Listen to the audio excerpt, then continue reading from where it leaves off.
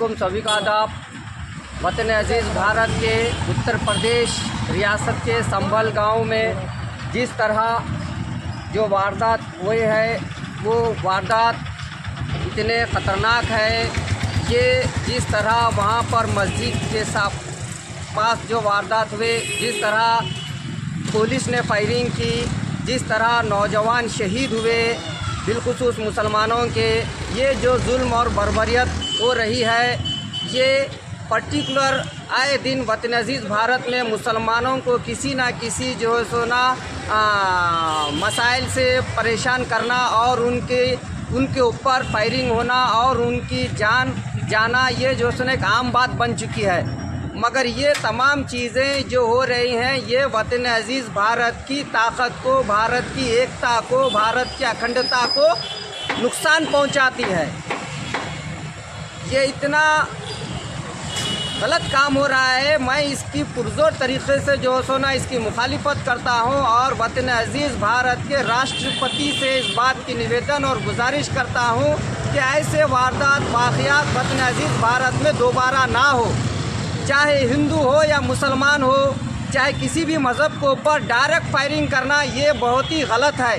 आप फायरिंग करना था तो पैरों के नीचे कर सकते थे, आप हवाई फायर कर सकते थे, पैरों के नीचे फायर कर सकते थे। तो जान गई जैसा फायरिंग कैसा हुई है? हाँ, ये एक सोची समझी साजिश है, जान लेने की जो है सो ना प्लानिंग है। ये जो उत्तर प्रदेश की पुलिस है, ये योगी की जो पुलिस है, ये योगी की पुलिस बिलखुसूस मुसलमानों को निशाना बना रही है, मुसलमानों पे जुल्म अत्याचार कर रही है। ये जान ले वक्त के हुक्मरान, वक्त के चीफ मिनिस्टर और वक्त के प्राइम मिनिस्टर, तुम तारीख़ इस्लाम से वाबस्ता नहीं है। तारीख़ इस्लाम ने ऐसे हुक्मरानों को देखे हैं, यजीद, नमरूद और ऐसे कई हुक्मरानों को देखे हैं। जब भी ऐसे जालिम हुक्मरान आए हैं तो इस्लाम की तारीख़ है, वो तुम तारीख़ पढ़ो। ये चंद 4-5 लोगों को फायरिंग करके तुम डरा के धमका के इस मुसलमानों को तुम कमज़ोर करना चाहते होंगे, डराना चाहते होंगे, मगर तारीख़ इस्लाम से तुम वाबस्ता नहीं है। तारीख़ इस्लाम से तुम वाबस्ता हो जो तुम देखो, हमने यजीद और नमरूद के घर में जिस तरह उनकी बांदी काम करती थी, उस बांदी को किस तरह जुल्म हुआ था और कैसी तरह से यजीद जुल्म करता था, किस तरह से नमरूद जुल्म करता था, कैसे कैसे वारदात होते थे, कितने लोगों की जान लेते थे, हमको वक्त का बादशाह बोलते थे। मगर याद रखो, इस्लाम कभी झुका ना झुकेगा, ना मिटा ना मिटेगा सुबह क़यामत तक।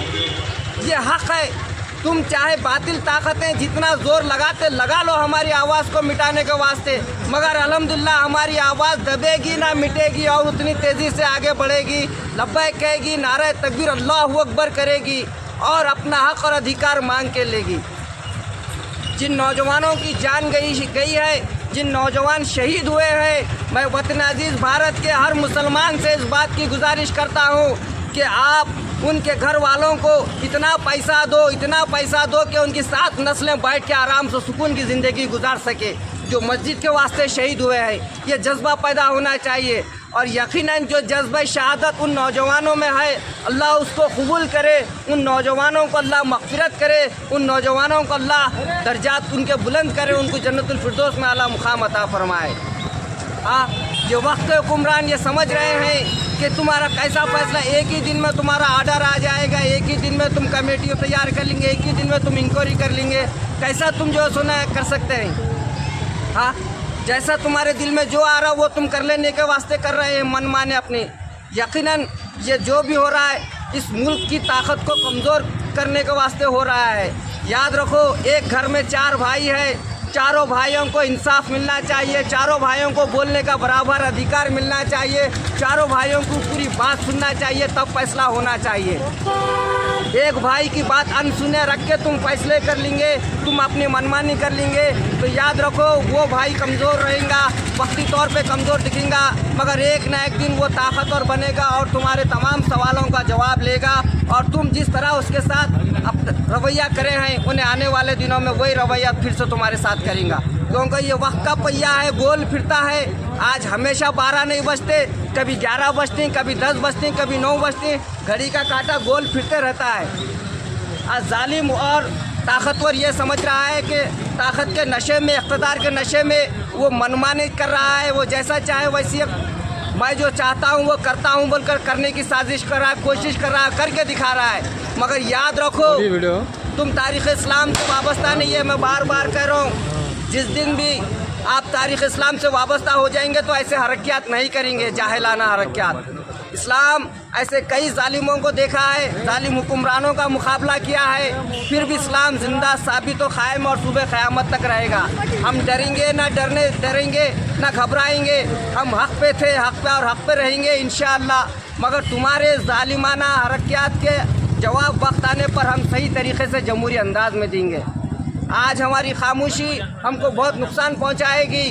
मैं वतन अजीज़ भारत के तमाम उलमाए दीन, मशाइखीन और आलिम दीन और जितने भी एजुकेटेड लोग हैं, आपसे गुजारिश कर रहा हूँ, आप लोगों की सेकुलरिज्म के नाम के ऊपर जो हिकमत अमली है, वो सेकुलरिज्म के नाम पे वो हिकमत अमली आज हमारी जाना ले रही है। हाँ, आप इंतखाबात आते हैं तो सेकुलरिज्म के नाम पे वोट दियो, फिरका परस्ती को रोको, बीजेपी को रोको, जालिम को रोको बोलने जाते हैं। तुम बीजेपी को, हम बीजेपी को रोक नहीं सक रहे, हम जालिमों को जुल्म करने से नहीं रोक सक रहे। आप हम जो सुना हिकमत अमली के नाम पे कमज़ोरी और बुज़दिली का कर रहे हैं। हमारे को हिकमत अमली के नाम पे बुज़दिल और कमज़ोर बनाया जा रहा है कौम के नौजवानों को।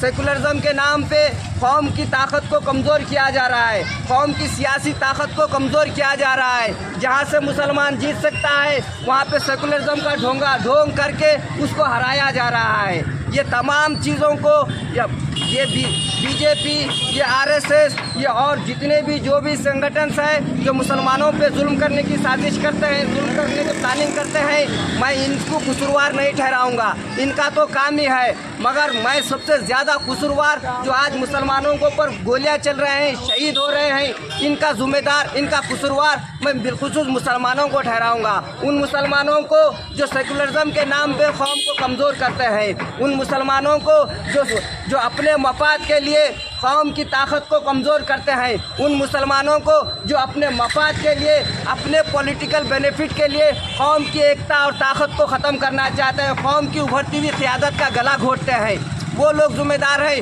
जो मफाद परस्त मुसलमान जिम्मेदार है और नौजवानों के ऊपर जो गोलियां चले। याद रखो, जिस दिन मुसलमान अपने इनफरादी मफाद को छोड़कर इज्तिमाई ताकत को पर तवज्जो देंगे, कौम की क़यादत को मजबूत करेंगे, जिस दिन मुसलमान ऐवानात के अंदर, चाहे ऐवान असम्बली हो, चाहे ऐवान पार्लियामेंट हो, जब तक अपने नुमाइंदे मुंतखब करके नहीं भेजेंगे, जब तक अपनी ताकत मजबूत नहीं करेंगे, मुसलमान ऐसा ही शहीद होते जाएंगे, ऐसे ही गोलियां लगते रहेंगे। इसके ज़िम्मेदार बीजेपी, आरएसएस, कांग्रेस नहीं, इसका ज़िम्मेदार सबसे ज़्यादा मैं खुद मुसलमानों को ठहराता हूँ, क्योंकि मुसलमान अपने मुनफरादी मफाद के लिए सेकुलरिज्म के नाम पे कौम को धोखा दे रहे हैं। नौजवानों से गुजारिश करता हूँ कि आप अपनी सियासी ताकत को मजबूत करो और आगे बढ़ो और देश के अंदर एक पॉलिटिक्स को समझो।